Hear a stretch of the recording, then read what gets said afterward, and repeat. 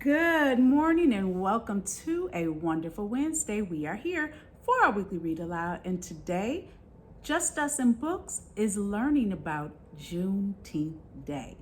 So I want to make sure I get all my facts straight before we start reading our story. Juneteenth comes from the combination of two words, June and the 19th, because Juneteenth Day happens on June 19th. It is also known as Juneteenth Independence Day. It's known as Freedom Day, and it's also known as Emancipation Day. Now, on January 1st, 1863, President Abraham Lincoln signed the Emancipation Proclamation, which declared the abolishment of slavery. But all slaves didn't find out right away. It took 2 years for the Union Army to make it to Galveston, Texas. And on June 19th, 1865, the Union Army made it to Galveston, Texas to tell those remaining slaves that they were free. So it took them 2 years to find out that they were free. In 1980, Texas was the first state to actually declare Juneteenth Day a national holiday. And here in Milwaukee, Wisconsin, I am so honored to say that we have one of the longest running Juneteenth Day celebrations, and I might add one of the best. Just Us and Books will be at Juneteenth Day this year, 2024. Look for that booth. But we're ready to go ahead and get into our story. So our book for today is called Juneteenth Day, and our author is Van G. Garrett. Juneteenth Day. Let's get into it. Juneteenth by Van G. Garrett.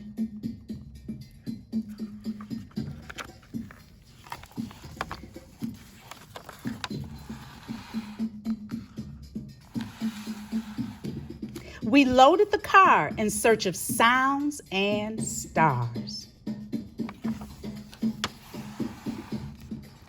Snacks and backpacks headed to Galveston. Looking for the perfect spot, we parked and walked, laughed and talked until we got to the Strand.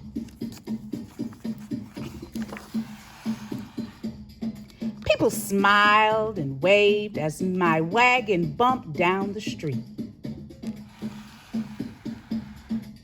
My cool shades, shiny mirrors, blocked the bright Texas sun.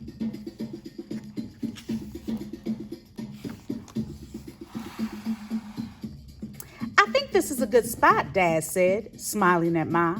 What do you think, son? I nodded as Mom reached in a bag and removed a wrapped sandwich.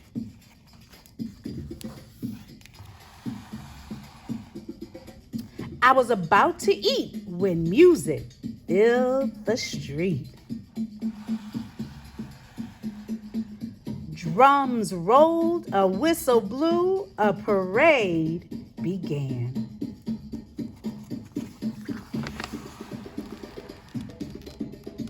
The parade felt different, not like the 4th of July or Labor Day.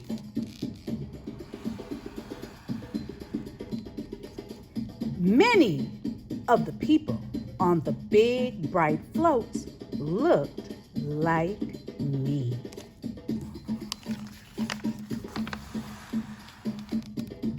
Marching bands, high step, played songs I recognized from the radio. Soulful rhythms echoed differently. Beauty queens, hands outstretched, decorated cars and trucks honked.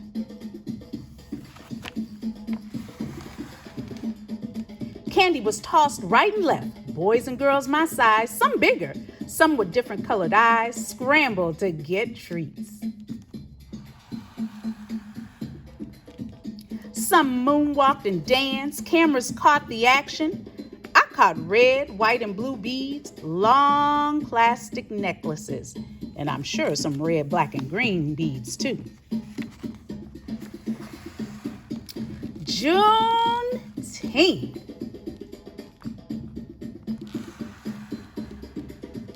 Everyone was happy, rejoicing in the ending of slavery in Texas, a national holiday.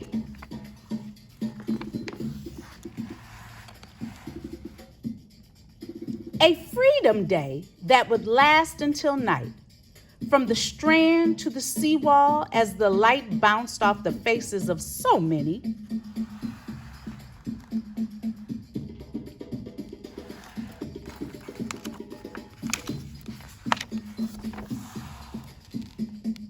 I searched the crowd and focused. Saw a man who looked like Papa, a white beard and shiny eyes. There was a lady who looked like Mimi, a gentle smile and smooth hands holding a snow cone. There are so many people who look like us, I said, as the smell of barbecue chicken and sausage flavored filled the air.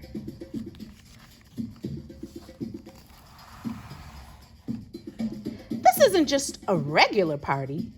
Mom held me tight and smiled. She lovingly told me of my history. Dad held her hand. She told me about what my ancestors had experienced.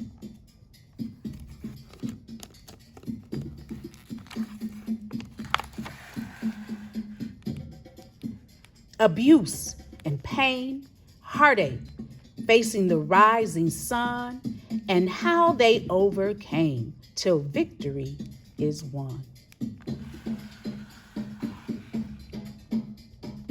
I understand why it's important to celebrate. Sing a song full of the hope that the present has brought us.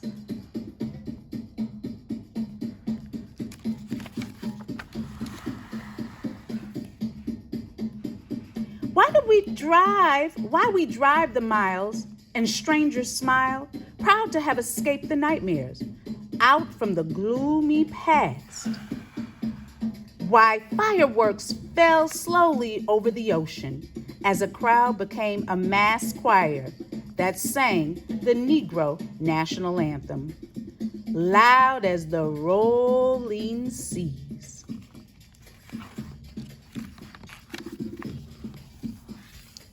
The end. Juneteenth. What a wonderful story. I do hope you learned something new, and I do hope that you join the Juneteenth celebration in your city. Just us and books.